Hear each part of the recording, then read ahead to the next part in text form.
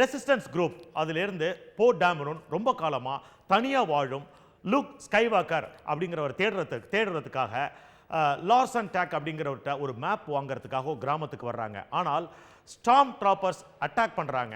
அதனால பிபி அப்படிங்கிற ஒரு ரோபோட் கிட்ட இந்த மேப்பை கொடுத்து எஸ்கேப் ஆக சொல்றாரு. இந்த படத்துல கடைசியா யார் ஜெயிக்கிறாங்க, யார் இந்த கேலக்சியை கைப்பற்ற போறாங்க அப்படிங்கிறது தான் இந்த படத்தினுடைய ஒரு மெயின் நாட்டா இருக்கு. இந்த படம் கூட ஒரு வகையில் வந்து குழந்தைகளை குறிவைத்து எடுக்கப்பட்டிருக்கக்கூடிய ஒரு மேஜிக்கல் ஃபிலிம் அப்படின்னு சொல்லலாம். இந்த படம் வந்து 3 டைமென்ஷன்லையும் வெளியாகி இருக்கு.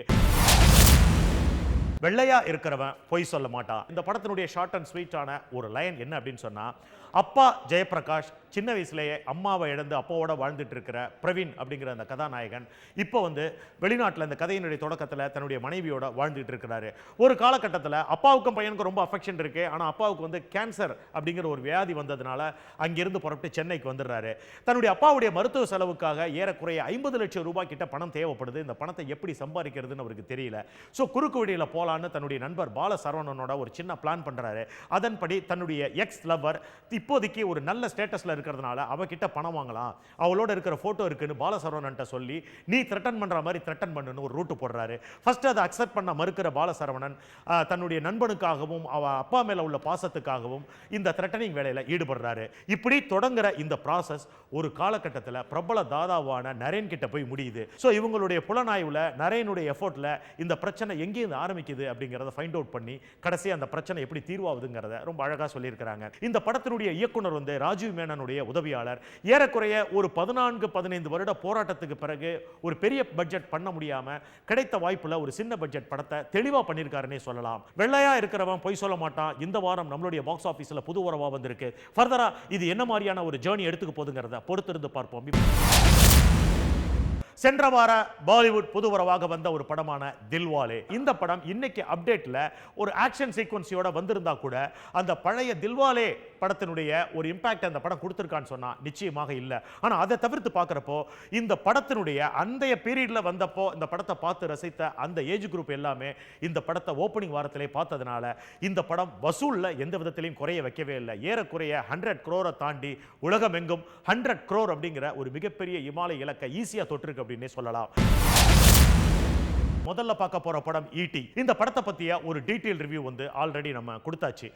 இந்த வாரம் சொல்ற கமெண்ட்ஸ் என்னன்னா, ஓவராலே இந்த இயர் எண்டில் வந்த ஒரு நல்ல படம் அப்படிங்கிற ஒரு பெருமையை வந்து இந்த படம் வாங்கியிருக்குது.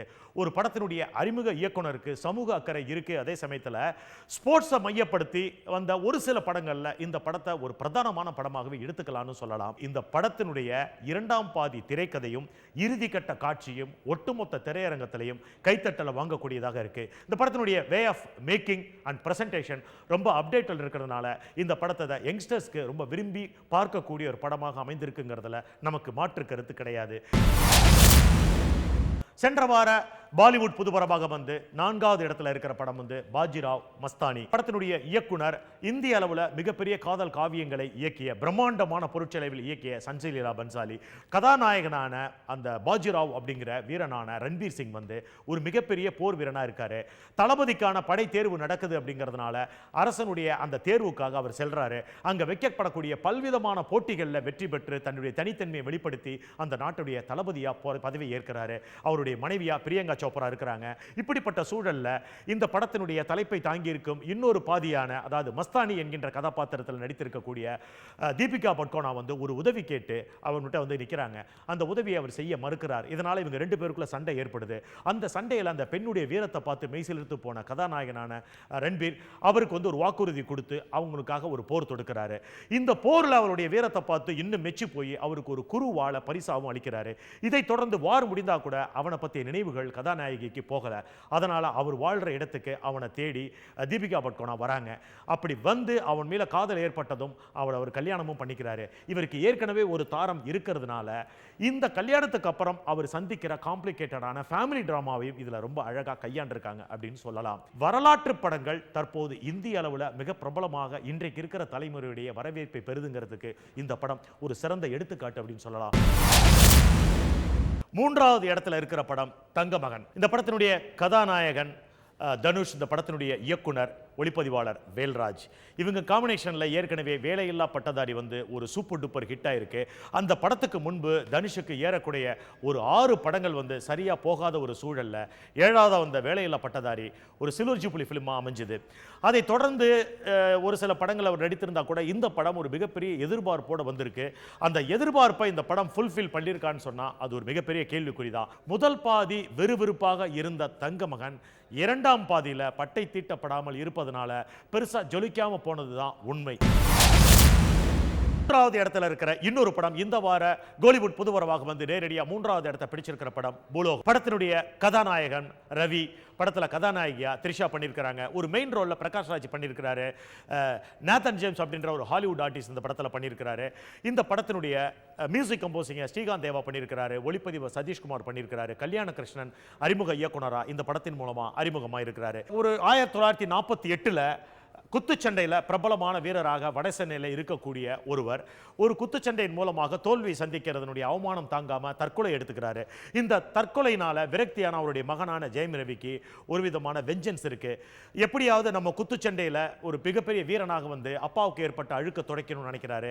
அதன்படி அவர் வந்து ஒரு மிகப்பெரிய குத்துச்சண்டை வீரனா வெளிப்படுறாரு. வெளிவந்து ஒரு 30 வருடத்திற்கு பிறகு தன்னுடைய பிரதான எதிரியான ஒருத்தரோட மோதக்கூடிய வாய்ப்பை வந்து தனியார் தொலைக்காட்சி நிறுவன அதிபர் இருக்கக்கூடிய பிரகாஷ் ராஜ் தான் ஏற்படுத்துறாரு. அவர் வந்து தன்னுடைய சேனலுக்காக சுயநலத்துக்கு பண்ணா கூட அந்த போட்டி மூலமா தன்னுடைய வெஞ்சன்ஸை தீர்த்துக்கணும்னு நினைக்கிற ரவி அந்த போட்டியில ஒரு மாபெரும் வெற்றி பெறாரு. ஆனால் அந்த போட்டியில தோல்வி அடைந்தவன் ஏறக்குறைய ஒரு பயங்கரமான அடி வாங்கி குத்துயிரும் கொலையுருமா ஆயிடுறாரு. அவரை காப்பாற்றக்கூடிய முயற்சியில ஜெயம் ரவியே போய் இறங்குறாரு. அது மட்டும் இல்லாம இந்த குத்துச்சண்டையே வேணான்னு ஒதுங்கிடுறாரு. இதனால கொஞ்சம் டிசப்பாயின்மெண்டான பிரகாஷ் ராஜ் மறுபடியும் இவரை குத்துச்சண்டை வீரனா களம் இறங்கிறதுக்கான எல்லா விதமான சூது வேலைகளையும் செய்ய ஆரம்பிக்கிறாரு. அப்படி தொடர்ந்து அவர் செய்கிற சில சூது வேலைகளால மறுபடியும் குத்துச்சண்டைக்கு தயாராகி வர்றாரு ஜெயம் ரவி. அந்த குத்துச்சண்டை போட்டு வந்து பயங்கரமா நடக்குது. அதில் ஜெயம் ரவி வெற்றி பெற்றாரா, பிரகாஷ் ராஜினுடைய அந்த எண்ணம் பலித்ததா அப்படிங்கிறத கொஞ்சம் விறுவிறுப்போட சொல்லியிருக்கிற படம் தான் பூலோகம். படத்தில் திரைக்கதை கொஞ்சம் வீக்கா இருந்தா கூட அறிமுக கதையில ஸ்போர்ட்ஸை மையப்படுத்தி வந்திருக்கிறது. இப்போதான் சமீபத்தில் நம்ம ஏற்கனவே நம்மளுடைய பாக்ஸ் ஆஃபீஸிலேயே ஈட்டி படத்தில் சொல்ற மாதிரி ஸ்போர்ட்ஸை மையப்படுத்தி வந்திருக்கிறதுனால இந்த படம் ஒரு யங்ஸ்டர்ஸை மோட்டிவேட் பண்ற படமாக நமக்கு தெரியுது. மற்றபடி இந்த படத்தினுடைய ஒளிப்பதிவாளருக்கு ஆங்கிளா அந்த பாக்ஸிங் காட்சிகளை ஷூட் பண்ண ஸ்டைல் வந்து நம்ம ஏதோ ரெஸ்லிங் பார்க்குற ஒரு உணர்வை நமக்குள்ள கொடுத்துருக்குங்கிறத தவிர்க்கவே முடியல. இதையெல்லாம் மீறி அறிமுக இயக்குனரா கல்யாண் கிருஷ்ணனுக்கு இந்த படம் ஒரு நல்ல பிளாட்ஃபார்மா கொடுத்துருக்கு அப்படின்னு பார்த்தா நிச்சயமா ஒரு வலுவான கதையை கொஞ்சம் பலகீனமான திரைக்கதை இருந்தா கூட அதை வலுவாவே சொல்லியிருக்காருங்கிறது தான் நம்மளுடைய கமெண்டாகவே இருக்கு. நம்பர் 2 அப்படிங்கிற பொசிஷன்ல இந்த வாரம் எந்த படமே இல்லை. அதை தவிர்த்து நேரடியாக போனோம்னா நம்பர் 1 அப்படிங்கிற இடத்துல இந்த வார கோலிவுட் புதுவரவாக வந்து டைரக்டா நம்பர் 1 அப்படிங்கிற இடத்தை பிடிச்சிருக்கிற படம் பசங்க 2. இந்த படத்தை எழுதி இயக்கியிருக்கிறது பாண்டிராஜ். இவர் ஏற்கனவே மெரினா மற்றும் பசங்க போன்ற படங்களை இயக்கியிருக்கிறாரு. இந்த படத்தினுடைய கதை என்ன அப்படின்னு பார்த்தோம்னா 2 குழந்தைகள், அதாவது ஒரு குழந்தை வந்து நார்மல் டெலிவரியில் பிறக்காத ஒரு குழந்தை, அதாவது நல்ல நேரம் பார்த்து நல்ல நட்சத்திரம் பார்த்து அது கர்ப்பத்தில் இருக்கிறப்பயே இந்த குழந்தை டாக்டராகவோ இன்ஜினியராகவோ வரணும்னு பேரண்ட்ஸ் ஆசைப்பட்டு ஒரு நல்ல ஸ்டாரில் பார்த்து ஆர்டிஃபிஷியல் சிசேரியன் பண்ணி கொண்டு வரப்பட்ட ஒரு பெண் குழந்தை. நார்மலாக பிறக்கிற 10 மாதம் இல்லாமல் குறை பிரசவமாக 7.5 மாதத்தில் பிறந்த ஒரு ஆண் குழந்தை. இந்த 2 குழந்தையும் சம காலத்தில் க்ரோத் ஆகி வராங்க. ஒரு காலகட்டத்தில் இந்த பிள்ளைங்க பள்ளிகளில் வெவ்வேறு பள்ளிகளில் சேர்ந்து படிக்கிறாங்க. 2 பிள்ளைங்களுமே ரொம்ப சுட்டியாக இருக்கிறதுனால ஒரு வருடத்துக்கு மேல அல்லது 6 மாதத்துக்கு மேல ஒரு பள்ளியில இந்த 2 குழந்தைகளும் தாக்கு பிடிக்க முடியாம வெவ்வேறு பள்ளிகளில் மாறிக்கிட்டே இருக்காங்க. ஒரு காலகட்டத்தில் இந்த 2 குழந்தைகளுடைய டார்ச்சரும் தாங்காம இவங்க 2 பேரையும் ஒரு பர்டிகுலர் ஸ்கூல்ல சேர்க்கறதுக்காக 2 பேரண்ட்ஸும் ஒரே ஃபிளாட்ஸ்க்கு வர்றாங்க. அந்த ஃபிளாட்ஸ்ல இந்த 2 குழந்தைகளும் ஒண்ணா ஃப்ரெண்ட்ஸ் ஆயிடுறாங்க. ஸோ அந்த ஃபிளாட்ஸே 2 பேரும் வந்து அதகலப்படுத்துறாங்க. அதை தொடர்ந்து 2 பிள்ளைங்களையும் கொண்ட ஹாஸ்டல்ல சேர்த்துறாங்க. அதே ஃபிளாட்ஸ்ல வசிக்கக்கூடிய சூர்யா மற்றும் அமலாபால் தம்பதிக்கு 2 குழந்தைகள் இருக்காங்க. அவர் ஒரு டாக்டரா இருக்கிறாரு. குழந்தைகள் மனநல மருத்துவராக இருக்க அவரு வந்து கவுன்சிலிங்காக கூப்பிட்டும் அதை அவாய்ட் பண்ணிட்டு பிள்ளைங்களை கொண்டு போய் ஹாஸ்டல்ல சேர்த்துறாங்க. ஹாஸ்டல்ல சேர்க்கப்பட்ட பிள்ளைகள் ஹாஸ்டல்ல இருக்கிற வார்டனை டார்ச்சர் பண்ணதுனால ஹாஸ்டலை விட்டு டிஸ்மிஸ் ஆகி வீட்டுக்கே வந்துடுறாங்க. கடைசியா அந்த பேரண்ட்ஸ் சூர்யா வந்து பார்க்குறப்போ இவங்களை குழந்தைகளை அந்த குழந்தைகளுடைய மனநிலைக்கு போய் எப்படி இவர் தயார்படுத்துறாரு, அந்த குழந்தைகள்கிட்ட இருக்கிற தனித்தன்மை எப்படி வெளியில கொண்டு வராரு, முடிவில் இந்த குழந்தைகள் என்ன மாதிரியான ஒரு அச்சீவ்மெண்ட்டை போய் ரீச் பண்றாங்க அப்படிங்கிறத குழந்தைகளுக்கு பிடித்த மாதிரி சொல்லியிருக்கிற ஒரு படம் தான் பசங்க 2. இந்த படத்தினுடைய ரிவ்யூக்குள்ள போறதுக்கு முன்னாடி மிக முக்கியமா நம்ம சொல்ல விரும்புற ஒரு விஷயம் என்ன அப்படின்னு சொன்னா, சூர்யா மாதிரி சமகால ஒரு கதாநாயகர்கள் மிக முன்னணியாக இருக்கக்கூடியவங்க இந்த மாதிரி குழந்தைகளுக்கான ஒரு விஷயத்தை எடுத்துக்கிட்டு வர்றதுங்கிறது தமிழ் சினிமாவின் மிக மிக ஆரோக்கியமான ஒரு சிந்தனை. கமர்ஷியல் ஜாதியில வர்ற பல டைரக்டர்ஸ்க்கு மத்தியில் பாண்டியராஜுடைய இந்த அட்டெம்ப்ட் வந்து ஒரு ஹானஸ்டான அட்டெம்ப்ட் அப்படிங்கிறத மனசுல வச்சுக்கிட்டு நம்மளுடைய பாக்ஸ் ஆபீஸ்க்கு இந்த படம் நேரடியா முதல் இடத்துக்கு வந்திருக்கு. இன்றைக்கு இருக்கும் ஒரு கமர்ஷியல் உலகத்துல இப்படி ஒரு கற்பனையா என்ற ஒரு வியப்பை, ஒரு எண்ணத்தை நமக்குள் ஏற்படுத்தும் ஒரு படம் தான் பசங்க. டோரா புஜ்ஜி, ஸ்பைடர்மேன், இன்னும் குழந்தைகள் பிடிச்ச எல்லா அம்சங்களையும் தாங்கி இருப்பது இந்த படத்தினுடைய ஒரு கூடுதல் பலம் அப்படின்னு சொல்லலாம். ஒவ்வொரு பெற்றோருக்கும் இந்த படம் ஒரு இன்றியமையாதது.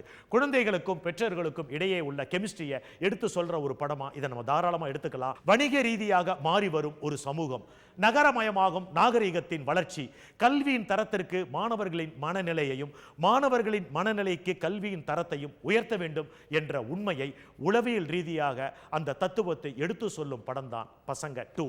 ஒட்டுமொத்த கதையை படம் பார்க்கும் நம்மை பாதித்த ஒரு சில விஷயங்களை இப்ப நம்ம ஷேர் பண்ணலாம். அதாவது பெண் குழந்தையாக வளரக்கூடிய அந்த பெண் வந்து பள்ளியில் சேர்வதற்காக நடத்துகிற அந்த ஓரல் டெஸ்ட்டில் சொல்கிற அந்த ராமாயண கதை, அந்த கதைக்குள்ளே எக்ஸாகரேஷன் பண்ணி அந்த பொண்ணு சேர்க்குற ஆர்டிஃபிஷியலான இமேஜின் எல்லாமே ஒரு அற்புதமான விஷயம். அதே மாதிரி அந்த குழந்தை முடிவில் அந்த படத்தின் இறுதிக்கட்ட காட்சியில் ஸ்டேஜில் ஏறி ஒரு கிளி கதை சொல்லுது. அந்த கிளி கதை என்னன்னா, தன்னை சுற்றி நடந்த தகவலையே கதையாக்கி அந்த புள்ள சொல்கிறப்போ ஒருதலை ராகம் படத்தில் கிளைமேக்ஸில் நம்ம கேட்குற அந்த வெள்ள ரோஜாவை காதலிச்ச ஒரு கிளியினுடைய கதையை ஞாபகப்படுத்துகிற மாதிரி நம்ம கண்களை ஈரப்படுத்தக்கூடிய ஒரு கவித்துவமான கதை சொல்லும் காட்சின்னு சொல்லலாம். ஒரே காட்சியில் ஒரே வரியில ஒரு ஷாட்ல வந்துட்டு போற சமுத்திரகனி நடிப்பு வந்து சமூகத்தின் அமைப்பை சாடி செல்லும் ஒரு வசனத்துக்கு இந்த படம் ஒட்டுமொத்த படத்துக்கும் அந்த ஒரு வசனம் வந்து ஒரு சின்ன எடுத்துக்காட்டுன்னே சொல்லலாம். அதாவது அரசாங்கத்து பள்ளியில வேலை பார்க்குற ஆசிரியர்கள் அவர்களுடைய பிள்ளைகளை அரசாங்க பள்ளியில தான் படிக்க வைக்கணும் அப்படிங்கிற சட்டம் வரணும் அப்படின்னு சொல்ற அந்த விஷயத்தை தான் இது வந்து சமுத்திரகனியின் ஆதங்கள்ல படத்தினுடைய ஒட்டுமொத்த இயக்குனர் குழுவினுடைய ஒரு ஆதங்கம்னு சொல்லலாம். 7.5 மாதத்துல 7.5 மணிக்கு பிறக்கிற பையனா நடிச்சிருக்கிற அந்த பையனுடைய நடிப்பும் துடுக்குத்தனமும் குறும்பும் வந்து அற்புதம். இதையெல்லாம் மீறி சூர்யாவுடைய பாத்திரம், அதாவது பொறுப்பான ஒரு டாக்டரா, அதை விட குழந்தைகளை புரிந்து கொள்ளக்கூடிய அப்பாவா நம்மளை அள்ளிச்சில் இருக்கிறாரு.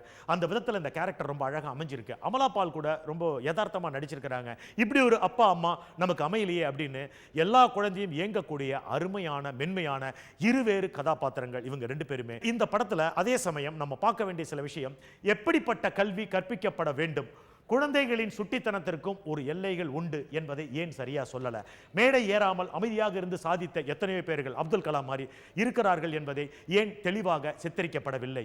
அம்மா அப்பா இருவரும் அலுவலகத்திற்கு சென்று விட்டால் அப்படிப்பட்டவர்களுடைய வாழ்க்கை நிலையில் இருப்பவர்களுக்கு இந்த கதை சொல்ல வரும் நிதர்சனம் என்ன? நகர்ப்புற வாசிகளின் வாழ்க்கையை மட்டுமே பதிவு செய்திருக்கும் ஒரு தோற்றம் இந்த படத்தில் இருப்பதை ஏன் தவிர்க்க முடியவில்லை அப்படிங்கிற சில கேள்விகள் நமக்குள்ள எழத்தான் செய்யுது. அடுத்த தலைமுறையின் மாற்றத்தை கல்வி தரத்தினால் தான் தர முடியும். அப்படி வரும் ஒரு கல்வி தரம் தான் இந்த நாட்டை வல்லரசாக உண்டாக்கும் என்று சொல்லாமல் சொல்லியிருக்கும் பாண்டியராஜினுடைய இயக்கத்தின் வீரியத்தையும் நம்மால் வாயார வாழ்த்தாமல் இருக்கவே முடியாது. இந்த வருடத்தின் இறுதியில் வந்திருக்கும் இந்த படம் தமிழக அரசின் சிறந்த படமாக தேர்ந்தெடுக்கப்படும் வாய்ப்புகளை அதிகமாக கொண்டிருக்கும் படம் என்பது நமது பாக்ஸ் ஆபீஸின் ஒட்டுமொத்த குழுவின் கருத்து கணிப்பாக இருக்கிறது.